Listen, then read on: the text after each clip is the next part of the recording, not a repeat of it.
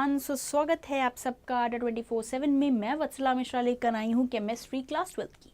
Okay, so ongoing chapter is the solid state और उसी का चैप्टर क्वेश्चंस यानी कि एनसीईआरटी के बैक एक्सरसाइजेस के क्वेश्चन हम इस टाइम रिवाइज कर रहे हैं, बोल दीजिए लगा रहे हैं, कैलकुलेशन में हैं।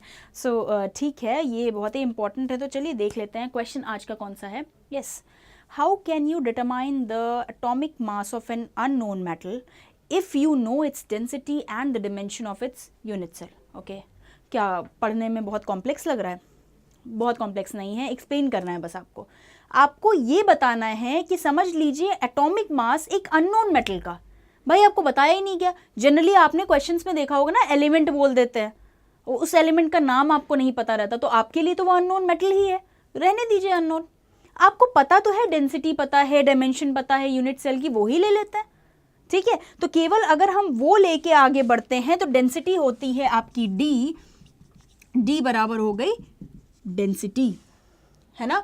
और अगर हम और सॉल्व करें तो m क्या बनता है, स्मॉल m अगर आप लेते हो तो वो बनता है आपका मास ऑफ द मेटल, जो कि अननोन चल रहा है इस टाइम, यही तो है। ओके, एंड देन z जो होते हैं वो नंबर ऑफ एटम्स होते हैं। नंबर ऑफ एटम्स क्या बोलते हो आप? कभी कभी लैटिस FCC हो जाती, कभी कभी BCC हो जाती, याद है ना, FCC मतलब 4, BCC मतलब 2। ठीक है, फिलहाल dimension of its unit cell यानी कि आपका A हो गया एज लेंथ। तो अगर आप केवल इस एग्जाम्पल को लेकर, इस चीज को लेकर आगे बढ़ते हो तो डेंसिटी होती है मास बाय वॉल्यूम, यही तो लेते हो नॉर्मल सा। तो यही फॉर्मूला है कि डेंसिटी ली, मास बाय वॉल्यूम कर दिया। भाई मास भी आपके यूनिट सेल का हो गया यानी कि एटम का हो गया, और V आपका वॉल्यूम। ओके, सो अब आगे बढ़ते हैं। तो यहां हमको पता चलता है Z स्मॉल m अपॉन, एक minute, upon A cube D के बराबर, ये कुछ आ जाता है। और अगर हमको m निकालना हो यानी स्मॉल m निकालना हो तो वो हो जाता है D A cube upon Z, यही तो होता है।